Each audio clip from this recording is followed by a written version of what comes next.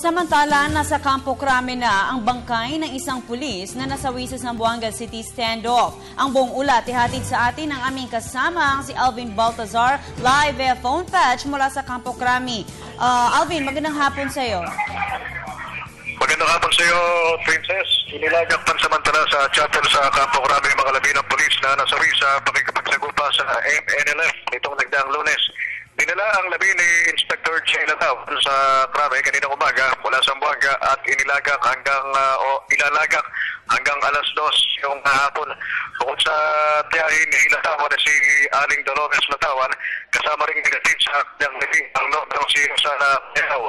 Sa pagkakataon dito samantala ni Rosana ang pagkakataong questionin ang ipinaglalaban ng MNLF na naging ugat ng pagkasawi ng kanyang nobyo.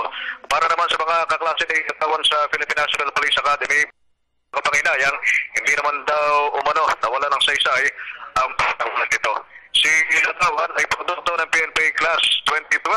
Kaunaw na ang casualty sa batch.